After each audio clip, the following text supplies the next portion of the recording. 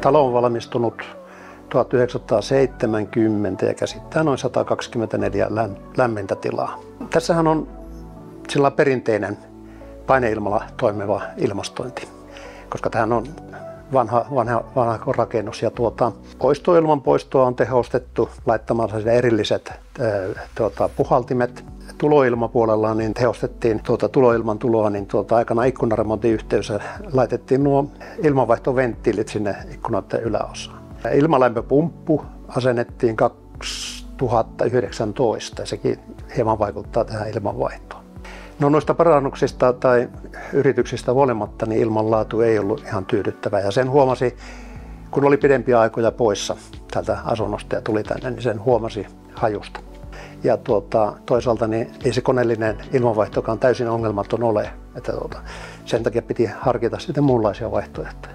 Yhteistyö Koti-Ilman kanssa alkoi tietenkin siitä, että kartoitettiin ja sitten tehtiin asiasta sopimus. Sopimusta tehtäessä painoi minulla ainakin aika paljon se, että oli oululainen firma ja muutenkin olen suosinut paikallista yrittäjiä näissä hankinnoissa. Itse asennushan oli minun kannalta helppo, kesti noin 1,5 päivää ja ainakin sivusta seuraten se kävi hyvin helposti.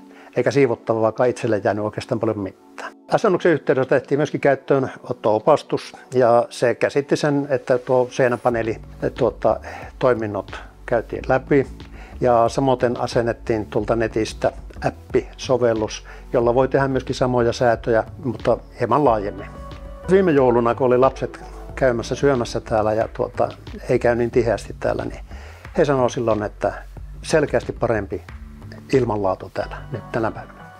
Jouluna sen huomasi, kun tuli vähän töpeksittyä tuon laitteen kanssa ja tarvii apua, niin se oli aaton aatto ja sain sieltä todettua tämän paikallisuuden hyvyyden, niin asentaja tuli paikalle ja noin 15 minuutissa sitten sääti nämä asiat uusiksi ja pääsimme joulunviettoon. Suosittelisin tätä Koti-Ilman laitteistoa samanlaisiin tapauksiin kuin omaanikin, eli omakotitalo, paineilmainen ilmastointi ja ilmanlaatuongelmat. Ja lisäksi sitten, jos on isommat mökki ja siellä on ilmanvaihto-ongelmia, niin myöskin niihinhän se soveltuu mainiosti.